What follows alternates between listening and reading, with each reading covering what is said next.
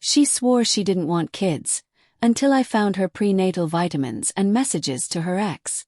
Me Ethan 34M versus Lila 29F. The woman who treated me like a stepping stone. I believed we were aligned on the big things, especially when it came to not having kids. Lila and I met at a mutual friend's art show. She was sarcastic, striking, unapologetically sharp. While everyone else gushed over babies or Pinterest nurseries, she leaned over to me and said, "You know what's worse than stepping in dog crap? Stepping into parenthood by accident." I laughed. Not because it was edgy, but because I felt seen. I never wanted kids. Not because I hated them, but because I knew what kind of father I'd want to be. And if I couldn't be that, I'd rather not try. She agreed, or so I thought. The persona she built. Lila made her stance on kids loud and clear. Children are like parasites. They suck the life and money right out of you. You think I'd ever be barefoot and hormonal in a kitchen? Kill me first. If I ever got pregnant, I'd handle it before the stick even dried. She even joked about getting her tubes tied. I believed her because her words matched her actions. Or so it seemed. We built a life around that agreement. Career-focused, travel-heavy, dual income, no daycare talks. I thought we were solid. The capsule that changed everything started 3 weeks ago. I was doing laundry while Lila was at brunch. One of her jackets was oddly heavy. I reached in and found a small orange bottle. Prenatal vitamins. Not over-the-counter ones. Prescribe. The pharmacy label read, Wellspring Fertility and Wellness Clinic. My heart dropped. I stared at it like it was a grenade in my hand. I told myself there had to be another explanation. Anemia. Maybe something for her nails or hair. But why would they come from a fertility clinic? I didn't confront her right away. I needed more than just a bottle. The text that lit the match. Later that night, her phone lit up on the counter. I glanced out of habit. It read, "Can't wait to finally start this with you. I love you, Aiden." Froze.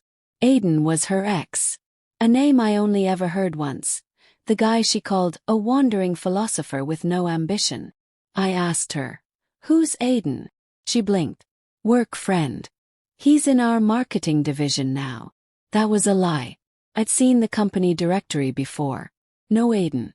The laptop she forgot to close.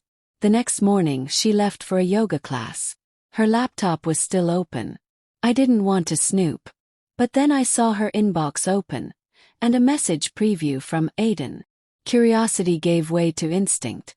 And what I saw confirmed everything. Lila started the supplements. Doc said I'm ovulating next week. It's finally time. Aiden, are you nervous? Lila, only about Ethan finding out. But I'll spin it if it happens. Blame birth control. He's clueless. Aiden, you sure you're ready? Lila, with you? Ethan was never the endgame. Just the stability until I could have what I really wanted. And then this. Lila, if he gets suspicious, I'll say it was an accident. If he's into it, cool. If not, I'll leave and say he abandoned us. A showdown. I waited until she walked in that evening, all smiles and post-yoga glow. I didn't say anything right away. I just held up the bottle. Want to tell me why your birth control looks a lot like prenatal supplements? She didn't blink. Doctor said it's for energy, iron and all that. I held up her laptop next. Opened the emails. Showed her the truth. Her jaw tightened. She didn't cry. She didn't apologize. She just said, "So what? Plans change." I changed. I said, "No. You lied. You manipulated. You thought I'd be stupid enough to raise someone else's kid." Then she said it. The sentence that sealed it. Aiden's child will have better genes. I just needed a safe place to land until I could move forward. He nodded. No rage. No pleading. I handed her a small duffel bag. Leave. Now. My quiet retaliation. I didn't scream. I didn't post about it online. I let facts do the talking.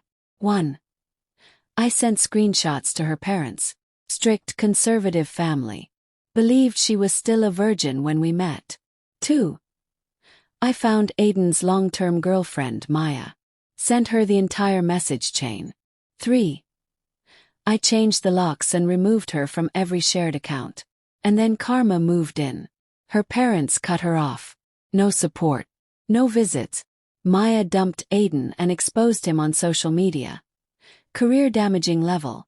Aiden ghosted Lila the second his girlfriend left him. Lila ended up crashing on a coworker's couch. Burned through every backup plan.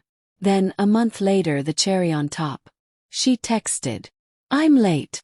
It might be yours." I replied, "Perfect.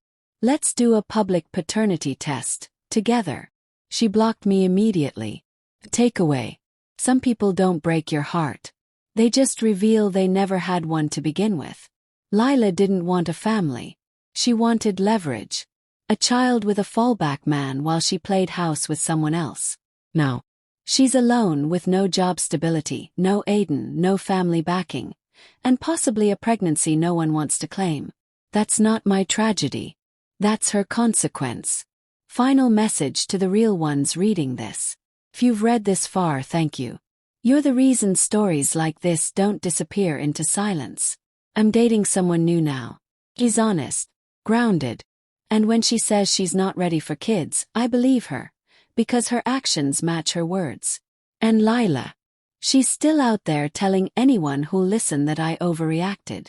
But screenshots don't lie. Neither do prescription bottles. Ethan, 34M.